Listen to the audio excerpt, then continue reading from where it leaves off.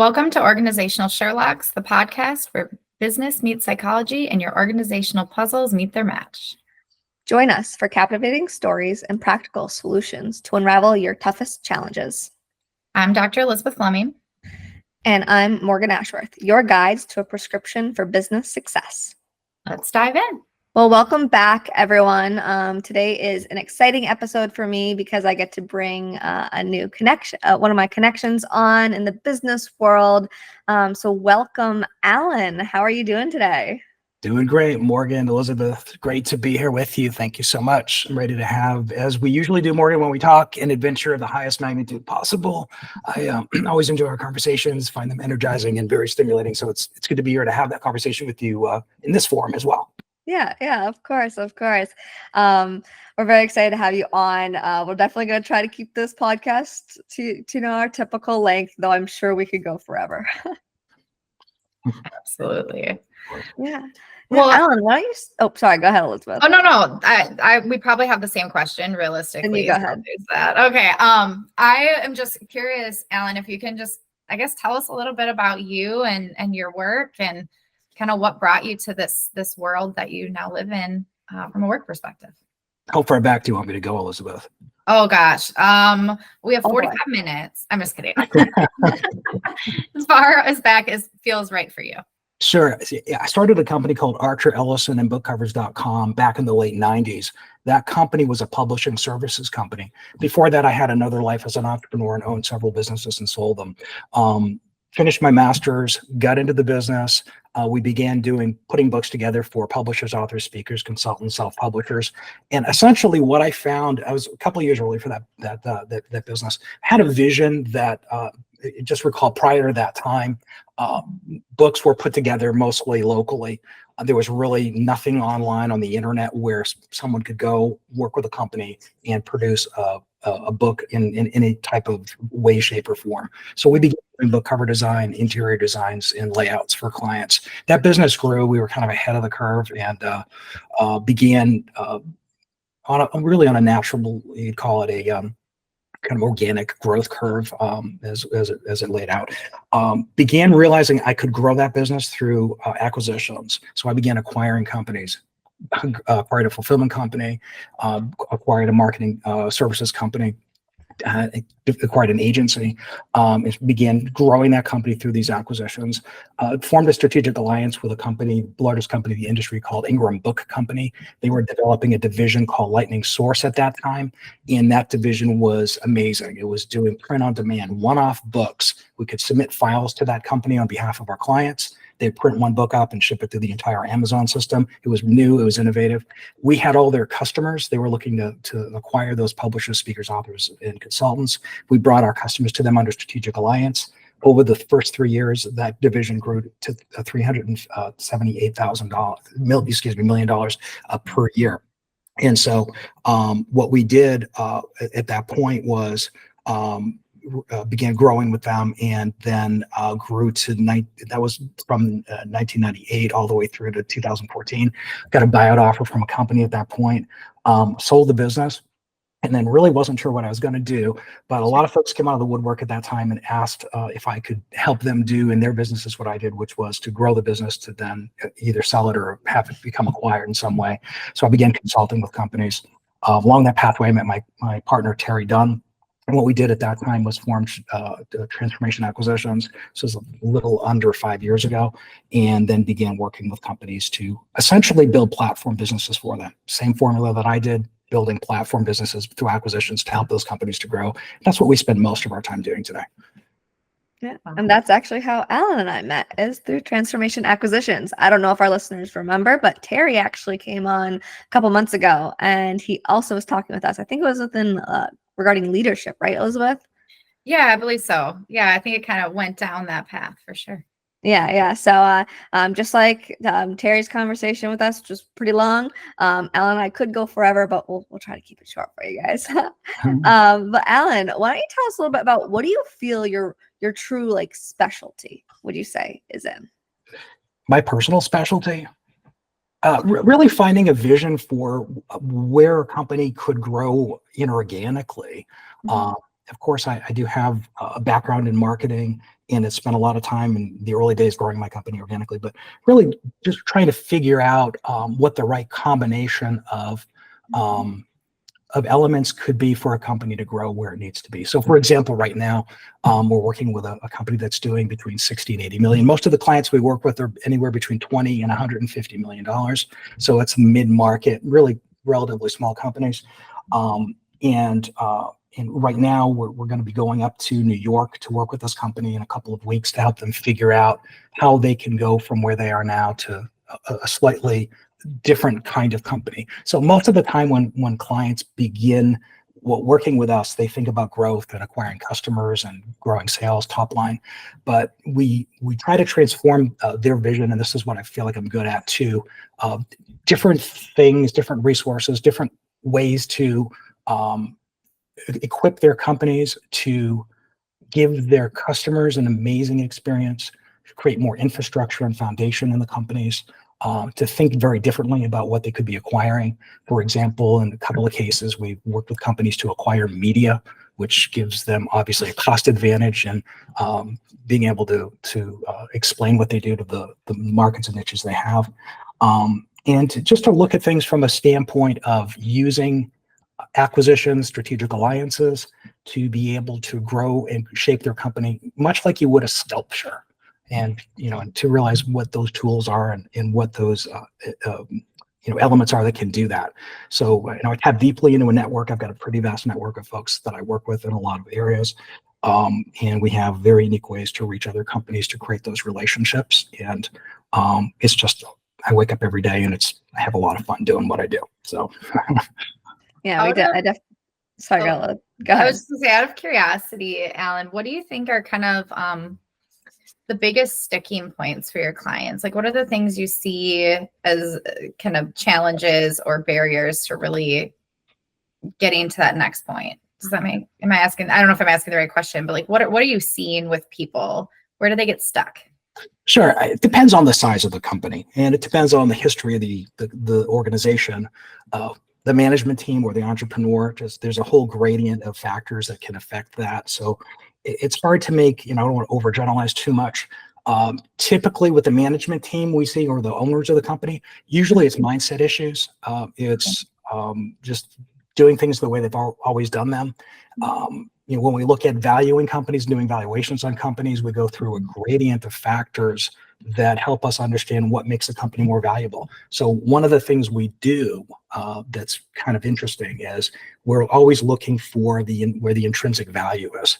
And there are sometimes impediments to that, like really looking at what is holding the company back.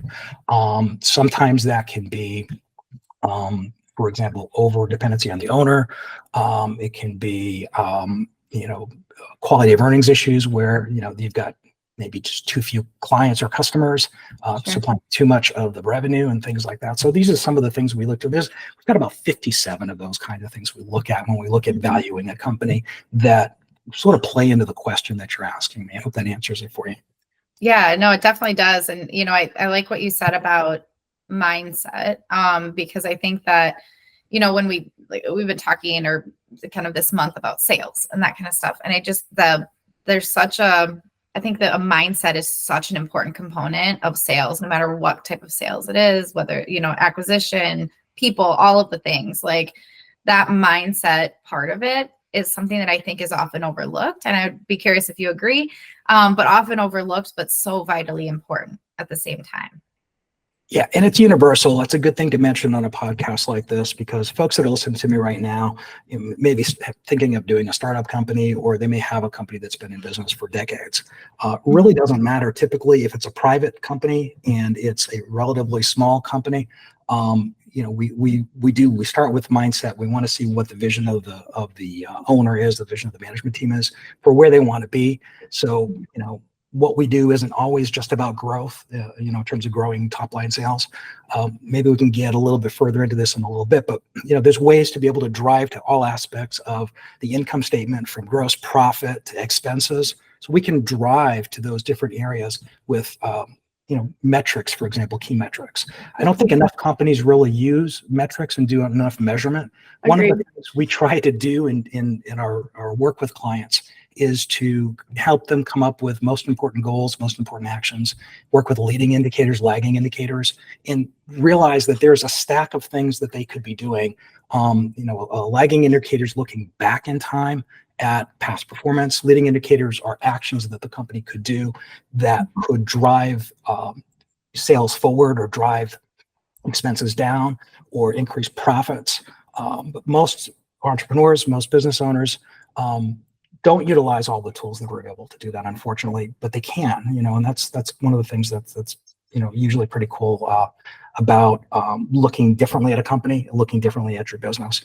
And so those are all obviously, mindset things, but also things that are very practical, very actionable, very, things that you can do to mobilize change in the business. And that's one of the things that we try to always focus on as well.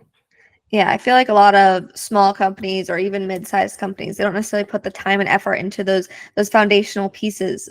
So the metrics, the kind of building out a budget for yourself, those types of ideas, people definitely tend to not focus on as much. I mean, I know Elizabeth and I, we talked about sales earlier this month, and we talked about sales training, and if you can build the mindset, and then you can build when it comes to the quotas and the metrics behind sales. I know, Alan, you talked about the quality of sales being a very important factor. So how many customers do you have versus do you have customers that are larger than others? Do you have more well-rounded customers?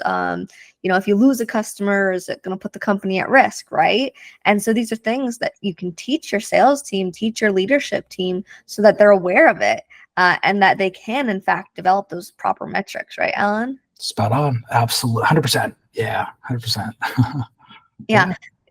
So when we talk about quality of sales, I definitely want to dig into this a little bit more, because sales is in every company, even if it's kind of informal sales versus formal sales, sales exists. So Alan, talk to us a little bit more about, your experience within marketing and how it relates to sales, and, those, I know we'll talk about inorganics when it comes to acquisitions, mergers later on, but, maybe some inorganic things that people can do within the sales process. Yeah, so, I think one of the best things people can do to, sort of build initiatives, goals, support around sales is to really understand the customer journey. I think that's critically important. I had a stint a while back, a few years ago, with a large furniture company, and they did a lot of direct selling. But what we did and what they did that was really super cool was they looked at the customer journey and the specific things that customers would do when they came in the store observationally. And then they analyzed how customers wanted to buy in terms of understanding the process of how they thought about buying furniture. And essentially they reworked their sales team around that customer journey, which was really cool. So they were never, when they had a customer interaction, never pushing to sell necessarily. You hear the word pitch a lot in sales. I don't really like that word necessarily, but they were always advising, never really overselling, but they understood exactly what the customer wanted to do. So they understood that the customer came in for the first time, they were looking at furniture, but maybe hadn't measured their space yet, or maybe hadn't measured the furniture to fit the space. So they put sales teams on this to be able to help them understand how to make that logical progression from, and this was very expensive furniture, not owning the furniture to a place where a house could be fully furnished. So what they did was they changed their sales model to that of maybe an interior decorator, you'd look at it that way, and then began trying to fit their process to what the customer needed in terms of their decision making. And they did that very well on a logical, on an emotional level. They did it in a way that I think brought the customers to feel like their products, and their interaction with their sales team was alive, it was life-giving, and it had a lot of value for them. And as a result of that, they did very well. So it's just one example, but I think that's that's something that I think is critically important that a lot of people overlook. It's like we have our own processes in our company, and those processes are a sequence of things we do, but yet at the same time, really having that empathetic view of the customer and how the customer sees how you could fit into their world, how your products or services could, how what they want to do with it, what visions and exciting things they want to have. I had a discussion with a company a couple of nights ago. This company is really great at taking user content and creating artwork with it, and they use AI in a really creative way. But they focus not just on the art and what you can do with the art, which becomes a wall hanging. They focus on what's most meaningful to you. So they focused on things like memorializing a loved one, and they combine this question process with this question interaction process online with your experience. Like, for example, one of them is for a pet wall hanging. So what you could do is put a picture of your pet up there, but then it asks, how did you meet your pet? It asks all these experiential questions about what that pet means to you.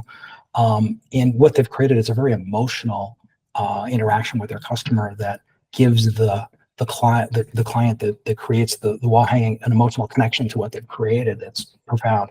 The company's called Still Novel. I'll just say it. I'm not trying to promote the company or anything, but I just think it's a great example of someone who's embraced the customer journey and done it really without a sales team in that case, right? So with AI and online interactivity, you don't always need a sales team, but understanding the process and the journey that the customer wants to take, I think, becomes critical to all of those things, if that makes sense.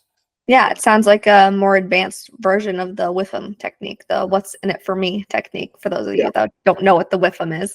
But definitely sounds like a much more purposeful version of the WIFM technique. And, it's something that I think we've driven in is whatever you're going to do in your company, make sure it's purposeful, make sure it's connected to your company, make sure it's connected to, as you say, Alan, your customers, right? That's so, so important. Yeah. As you're talking, it's making me think one of my first jobs was at Outback Steakhouse, which I know is all over the world, right? And like, I guess I've never really thought about it, but the way you're talking about it fits part of what I was taught. And at that time, I think it's still this way, but it was this idea of no rules, just right. And so the customer got to drive how the experience went, right? Like it was a very like emotional connection. And I worked at other restaurants, during college and stuff too. And I've never had as many regulars, like people who came in regularly and asked to sit in certain sections, that kind of stuff. But I think it's really about the no rules, just right. It's because people would go above and beyond. So it really didn't feel like selling, even though part of our goal was to upsell, right? Like you get a steak, do you want some mushrooms with it? That kind of thing. But we didn't have to do that because it was the experience. Am I making any sense? Like it was just the experience for the customer and it was tailored to their experience. And I think they were, I don't know, I like Outback, but I think they were pretty successful in that. And I think that's carried into what I do now. Just that lesson I learned, many years ago. So That's wonderful. Yeah. That reminds me because one of the reasons I went to Texas A&M University, and one of the reasons I went there was to be mentored by Leonard Berry. Dr. Leonard Berry was the father of services marketing. So that's why I went. He did mentor me when I got there. And he wrote books like On Great Service, just a whole number of books on services marketing itself. And, Elizabeth, as you were speaking about that, I remember doing, as one of my student projects, an interview with the manager of Outback Steakhouse. And they explained how they were taught to count their steps and be respectful to the customer so that they could always kind of be present, ever present with the customer at the table. So I just remember that. But there was a lot of Dr. Leonard Berry's services marketing principles at work there and in a lot of places, a lot of companies like that. So that's great to hear. Yeah, it even extends beyond just the restaurant, which we don't have to get on an Outback kick necessarily, but my partner also worked at Outback, but he opened restaurants all over the world. And it was interesting because it wasn't just about teaching people how to make the food and how to wait tables and how to, clean up after yourself. Like, it wasn't just that. It was almost like a cultural experience of like, this is who we are as Outback, and we hope that we expect you to be a part of that as well. And I just think that's pretty unique, and it makes me think that you probably are dealing with that in your work too. Like, who are you? What is your identity as a company, especially as you start to acquire new companies with their own identities? How can you bring those together? So I guess that was a statement then to ask you, how do you do that? How do you start to bring these companies together to create something bigger and better? Yeah, I mean, there's a lot to that. The first thing, we have a model we use. It's called the hexagon model. That's one of the things we do. It's one we've created, and it looks at what is needed, what the company, we call it the platform company, what that company truly needs. For example, we work with a company called That's Great News in Connecticut, and we've done acquisitions with them recently.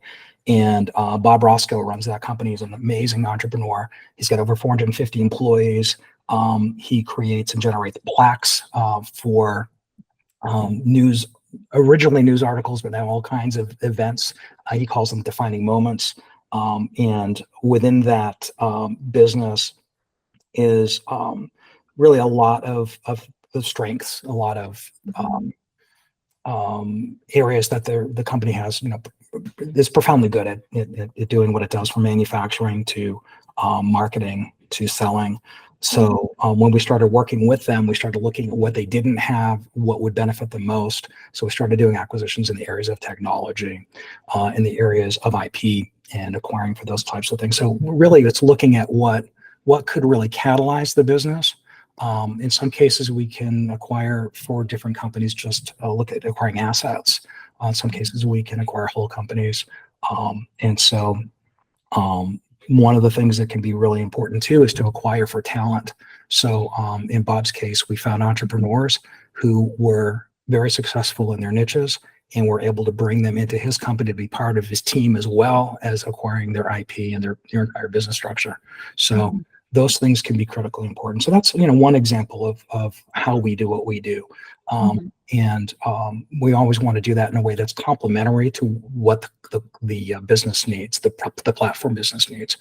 And that's kind of tricky. And it really, our company, our business is really all about building relationships. In our business, for what we do at Transformation Acquisitions, it's really not about driving CRM and driving advertising or anything like that. It's about getting out there, traveling, meeting people, enjoying building those relationships, and building long-term relationships with the best clients. Most of our clients are in the 95% quartile, or upper 95th percent of their industry.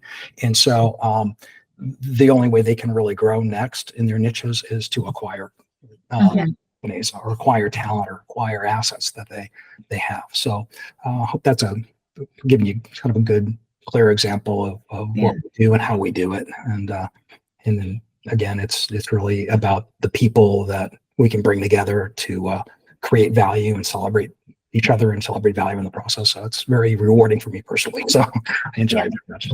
Yeah. I definitely think that the people is super important. I mean, even if you're only acquiring a portion of a company, say, as long as there's alignment between, how your company runs and the culture of your company, or the people of your company with the people that you're going to be acquiring through that other company, that makes it just that much easier to merge with that company, to acquire that company. And so I definitely can see that importance. And that's why we talk about people all the time. I mean, psychology belongs in business for a reason, right? That is why Elizabeth and I have this podcast. So it's great to hear you talk about that, Alan, is that, it can really dig down to the people. One thing you said, you're working with the people that are in, like, the top 95 percentile of their industries. So when you're working with those types of individuals, not only is their only way to grow to acquire companies, but as you've talked about before, it's to challenge their mindsets too, right? Yes. It is, and that's part of it, right? Part of it is, my mom used to say, Ellen Quo and I think that's Greek, but I may be getting it wrong. But she'd say, where are you going? She asked me that when I was 19 years old. And, and I return to that question. There are certain mantra questions we ask ourselves, I think, in our journey, right? As people, and as business owners, even as top executives, is where are we going, right? That's the role of a true CEO as a visionary. If you've ever looked at some of the leadership training that happens today, it talks about integrators and visionaries and things like that. But it's really all about what it is. It really is, I think there was a good book that says, without vision, people perish, right? So critically important to have that. And it's all about mindset, and in that sense. And so, also too, where, looking at your company, where are you going in terms of your financials, right? We look at forecasting. That's something that we could talk about. Maybe that might be interesting. I did some work with one of I'd say the top martial arts publisher in the world. That was one of my clients after I left publishing. The name of the company's YMA Publications Center. Amazing company run by David Rippianzi, amazing guy, dear friend of mine. One of the things we did in that company was really, they were at a point where they'd done a lot of great things for a long time, but they were in need of that next level of seeing where the next horizon would be. And we worked together on that. And David had a tremendous vision for where they wanted to go. But so we really began looking at what the company could become in the future. One of the things we did was we took one of the gentlemen who was probably the primary author for that company and began thinking differently about products we could create for the company, and began doing live events, which they'd never done before. And so we did very high-end live events in that case, and began doing bundling of high-end products. They'd never sold a product more than maybe $170 prior to that. We began looking at doing $3,000 or $4,000 seminars, and then began taking those. We began taking those events, recording them, and then selling them on the internet live. And those were ways that we could take experiences and events, capture them, and begin sharing them differently. And one of the things we look at too when we look at companies is whether those companies have recurring revenue and subscription. We call it MRR, ARR, monthly recurring revenue. Created a lot of that for YMA, and I developed those with David. And began looking at the company from a very different standpoint. So we had 5 channel managers in the business. And they really hadn't forecasted very much. So we began forecasting from the standpoint of every channel manager. So we had a direct channel, an indirect channel that handled ecosystems like Amazon and Newegg and all those kind of places. We had a production channel. We had a channel for book publishing and book distribution and others as well, and began looking at the forecasted curves of the business. So one of the questions we get asked a lot is, how can we begin really forecasting in a way that's very precise and guides the company? What we did at YMA, which I loved, was we began by looking at all of the past historicals, how the company performed, and they had literally like 20 years of data. So we began looking at all those historicals and looking at from January to December on a line charts on a graph, and looking at the shape of those curves. Began realizing there was seasonality, there was cyclicality to the shape that was common to every year, and then we began looking at what would give us really deep and clear insights about what the future could hold if we were to add more products to the business, what the future could be if we were to increase budgets in a certain way to channel managers and give them more flexibility, started adding more products, packing the grid. And then we used those curves, the shape of those curves, to really understand the cyclicality. One of the deep insights that came from that, which was really cool, was there were certain times of the year where when we ran ads, it really didn't have much more of a lift. So we learned really not to fight the sales excuse me, the demand curves as much by trying to force things. So there became an ebb and flow to the business that we were able to recognize. And that's really incredibly important. Every business has an ebb and flow to it, that level of cyclicality that we talked about. But then we also could begin looking at concepts like packing the grid. We could pack the grid where we could find and create new products for customers that were just really interesting, that they wanted, and test those out. And we could grow the business that way. And so we reached new areas of growth for the company that were really exciting, and began helping the company to become more profitable. So it's possible to look at, when we look at things like the income statement. It's an income statement. We do a 3-statement model when we look at companies. Get income statement, balance sheet, cash flow statement, or statement of cash flows. All of those elements of those financials can be driven to. We can drive to each area of the within the company of those financial statements. So people don't really think about that in business. I don't think a lot is how can we drive just the bottom line with a program where we might need to do that. You've seen lately with some of the downturn in the economy, companies like McDonald's having some struggles, and being able to figure out how to drive a little bit more profit to what they're doing, even in the light of a downturn in their generalized revenue or something like that. But and so those insights were really, really cool, really interesting. I have a question for you, because I work with a lot of different businesses, and I hear often people talking about EBITDA, right?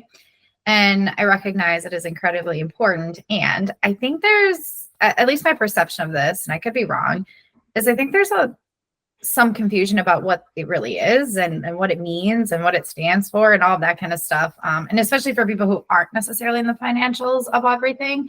Our listeners, I'm curious if you can give us your take on EBITDA and how you explain it to people who maybe don't really know what that is.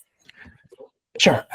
It's very simple. It's really just what it says. EBITDA is earnings before interest, taxes, depreciation, and amortization. That's a mouthful, right? EBITDA is a lot easier. Well, in the simplest sense, I mentioned intrinsic value earlier. What is that, right? That's another concept. Really, it's just the amount of revenue or cash that comes into a business. Once that revenue or cash flow comes into a business, typically we take the cost of making a product or delivering a service out of that first, right? Mm-hmm. And then we call that cost of goods or cost of sales. And then from that is a gross profit, from which we then take all the other expenses like marketing and all those good things, and overhead and all that stuff. As we do that, we have earnings at the bottom of that, right? So we've got money that came in, we've got the cost to deliver something or create something, and then we've got all the expenses to drive the business. There's your earnings, right? Mm-hmm. And then at some point, we've got to factor in interest, right? Or we've got to factor in taxes. We've got to pay taxes, right? That's very important. And then we may have depreciation. There's always a depreciation expense.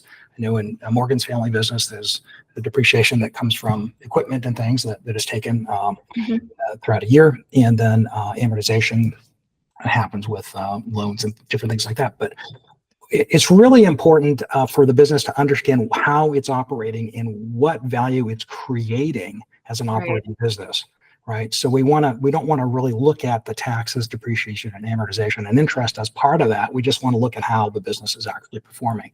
So the EBITDA numbers, the true operating value, if you will, in that sense, from an earnings perspective, that the business is generating. Mm-hmm. The other way we look at this, and by the way, when we value a business, do a valuation on a business, we typically look at that, and there's published multiples we can look to for different industries to kind of see, based on that, what a business could be worth in the marketplace. We call those published multiples. There's multiple tables. Not a very good, accurate way to create a valuation, but it's a guiding thing. It can give us some perspective. The better way to look at what a business is worth is to do what we call a discounted cash flow, which is very simply stated, all of the cash flows that are coming from the business. So intrinsic value is that number. If you were to be all knowing about a business, then you could predict all of the cash that a business would give you between now and eternity, right? That is, and then we discount that at a proper grade. That number is the intrinsic value of the business. And so that's really the better way in how we look at valuing a company. And you think about it, if we're acquiring a company or if you're selling a company, the reason we'd want to buy it, or the reason an investor might want to buy it, is because they're going to lay out money for that. But what they really want to know is, if they're going to lay out money for that now, what is it going to return on a straight cash flow basis over the course of time? And so we're able to take the prediction of what the cash flow is in the future, and we're able to discount it at present value, and then figure out based on that what the company is truly worth. And so EBITDA becomes critical to that. EBITDA is the earnings that are derived from all the operations of the business, and then cash kind of stacks up within the business from that. And that we look at that cash flow as free and clear cash flow that we get to keep as a business. And the better the business is at running efficiently, the more earnings it has, the better its cash flow streams are, the better and more valuable the company can be and is. And so,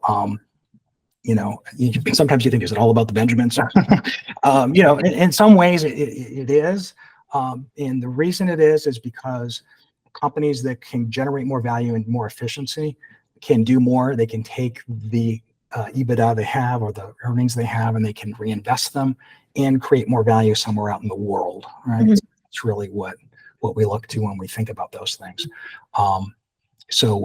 What else can I answer about that? Or I know we went off in a couple of areas, but I want to give a full. I have a completion complex. I like to give a full, complete answer to everything. Well, we appreciate it. I feel like we're touching so many areas, which is great, because I guarantee you some of our listeners have never even heard of these things, because they just they're not necessarily at that level to really, utilize what they're selling. And the cost of what they're selling, to create then forecasting, to then look at their EBITDA value, to look at, what their value overall as a company is, whether you do it through EBITDA or you said as a cost evaluation, using that cash flow chart.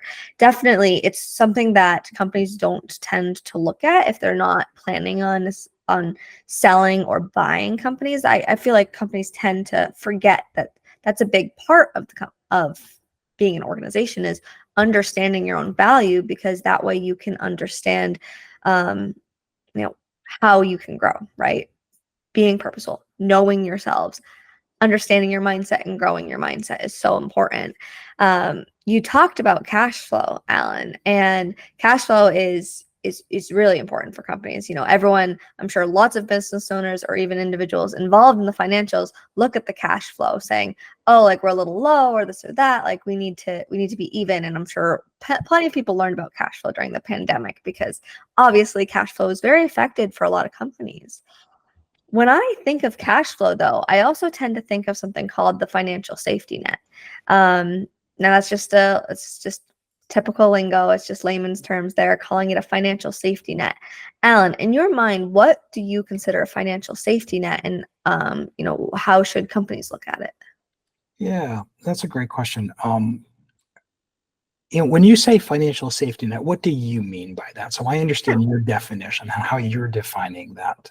Yeah, of course. So there's cash flow. So cash flow is, the amount of cash you have free in your company to utilize.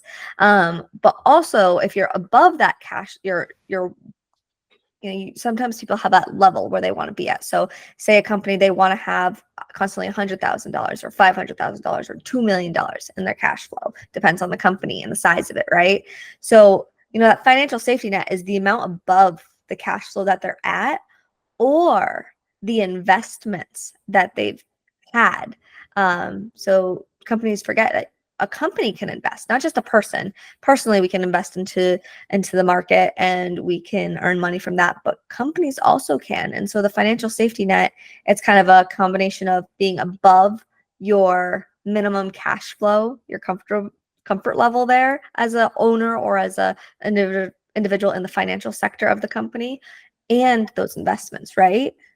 Yeah, sure. That makes sense. I get what you're asking me. Yeah, a couple of vignettes I'll just give you, just from different perspectives, right, to look at this.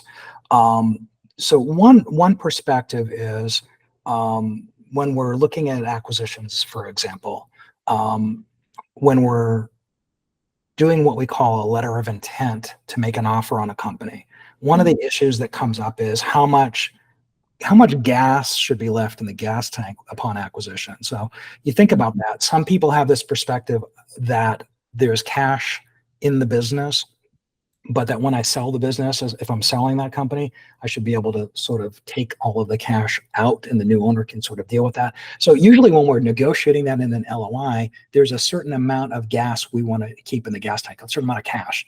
For a lot of companies, that's a couple, 3 months worth of revenue, right? That could be one way they look at it. So everyone has these heuristics, these rules of thumb, these ways of thinking about, I guess what you call a financial safety net. There's some ways that are good to think about that, and there's some ways that I think are somewhat maybe detrimental or risky to think about that. We've seen some, and this is neither a good or bad example necessarily, depends on the situation.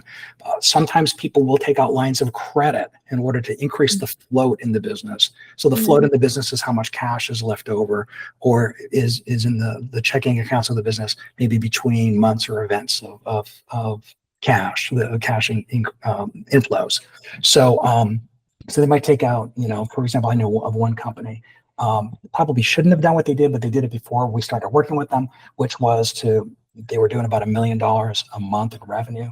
And they went out and they took out a line of credit that they hadn't had before of about $500,000. And then they used that to displace their revenue to create a float of an additional $500,000.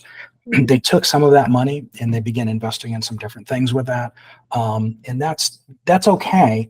But typically, the way we think about intrinsic value, we like to try to do that without, if we're going to use, I suppose, a debt instrument to finance or fund something, we need to look at the cost of that interest against that to make sure we're making the right decisions.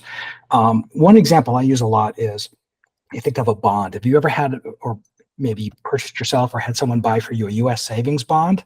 Do you remember those when we were kids? Yeah. Oh, yeah. You get those for Christmas. A bond is a really interesting instrument because it's cool. You can look at it and you can say, it's easy to figure out what the value of the bond is, right? The bond has a printed interest on it, right? It tells you right on there what it is. So you know how much the cash flows are going to be for that bond, and you know what the value will be at maturity, don't you? And so when we look at businesses, it's the job of the analyst to look at that and kind of convert what the stock of the company would be, or the value if it's a small business would be, into a kind of bond, right? So that we can look at what the payout is going to be in the future. Yeah. And so when we look at that, we want to look at what we can do with what we can do with in terms of pooling that cash flow. Every company's different. I mean, another way of looking at a financial safety net would be in terms of expenses as well as revenue, and what is needed in the company for maintaining its payment of its debt and its expenses and things like that. But so it can be different for each company. But typically we want to see at least 3 months, maybe a little bit more of cash in the business when we're looking at a company. Beyond that, we think that the company has the opportunity to, maybe if it's got a lot more cash, make investments that are generating returns for that company in a very sensible way as well. So. Yeah. So Alan, that last part you said, that's kind of what I was driving down to, is, that financial safety net, having that 3 months of, costs, 3 months worth of costs, ready to be used for those 3 months. Say if you had as we talked about, businesses ebb and flow. So say you have a couple months that don't go so well, or for example, COVID, the pandemic, certain companies, lots of companies had to shut down because of that. But the companies that had a few months worth, they either were able to furlough their employees, they were able to potentially maintain their business because they had that cash ready. They had that quote unquote financial safety net. Obviously, once you get upwards, once you get past that 3-month mark, yeah, you should be, as a company, investing that money. And while, not every company has debt, but lots of companies do also have debt. It's about having debt in a smart way. Similarly to personally, make sure your debt is smart debt. Exactly what I was thinking is there's a parallel here to the personal. Exactly. Having that safety net personally and in business, and just being intentional about how you go about things. I think that's also important, right? Yeah, definitely having a intentions when it comes to your financials is super important. Knowing your personal finances, that's critical, right, for all of our personal lives. But it goes right back into the company, is that businesses need to understand their finances as well. And some have a really good understanding, but others need to bring in people like Alan to really take a look at it for them. And that way Alan could potentially help build out those budgets that you should have for, whether that be marketing, your manufacturing, for debt, to help you understand your value and understand what you can in fact add to your costs or not add to your costs, or where you can cut costs as well. So Alan, are there any final remarks you might want to make regarding finances, budgets in the workplace? Well, I mean, I think it really, yeah, have a vision. If you're thinking of starting a company, have a vision for what your exit strategy is before you get into the business. If you have a company, if you have a business that's been running for years or decades, everything has a beginning, a middle, and an end, right? Why not begin to plan what the end looks like now? So for I won't go too deep into this right now, but for larger companies, let's say mid-cap companies, it's really important to think about how you're going to fund your exit or your sale. One of the things a lot of folks don't think about is that if someone's going to buy that company, or an investor group's going to come and buy that company, not only do they have to buy the company, but they have to figure out how they're going to get what they've paid for it back on sales later, and plus taxes. So it's usually a lot larger of an amount than people selling the company think about. But have an exit strategy at least, right? Think about where you can, while you have an opportunity to become proactive, which is every day you're in business, make a plan. Think about where it is that you would truly like to exit and what the value of that company, what you'd like to create that value to be. Because you have not only an opportunity to think about how to sell or how to build or create sales and create value, make products and do services, but you have the opportunity to figure out where you want to land.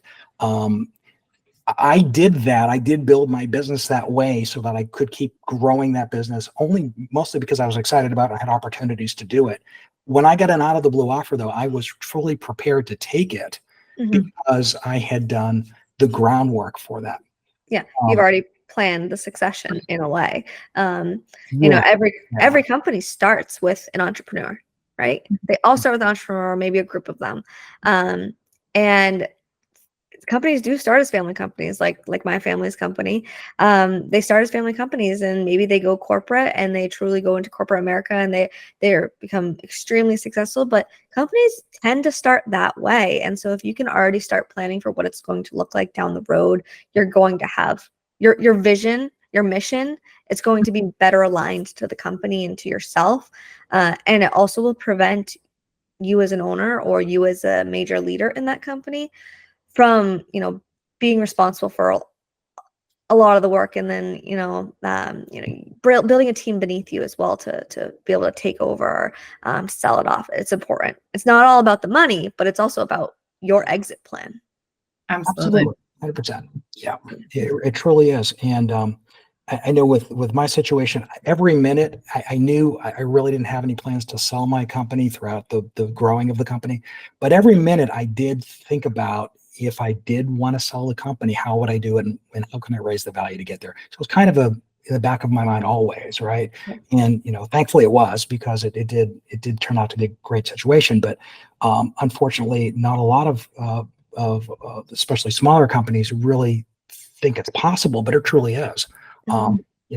We talk to companies all the time that have one or two pieces of software that are valuable to another company, and much more valuable to a larger company than they're able to secure value for themselves, because a larger company may have more access and more budgets and things like that. So it really is critically important to understand that, and to really have a vision for where you'd like to exit, and raise your dreams. Have really big dreams about that. I think that it's really critically important to understand that there's a lot more possibility than you can see today in your business, and for what's there, because you have control to be able to create the dream that you want in that business, and the value that you want to create in the marketplace. You have all the choices in the world ahead of you in a business. So that's what I love about entrepreneurship. I love about the business world, is that there's lots of room to create things and apply creativity to things, just like you guys have at Ashworth. You've done amazing things there. Look at what you've done. So good. Yeah. Thank you, Alan. Yeah. Great. So, Hopeful message. I really like that. yeah. Build Thank you. Build a company to support your passions, bring a team on that supports those passions, but do not forget about the financial portion of what you're doing, because the finances are important, and they're an important means to build your passion and to continue pushing it. So whether that's giving back to others or whatever else you're doing in your company, right? So thank you so much, Alan, for joining us today.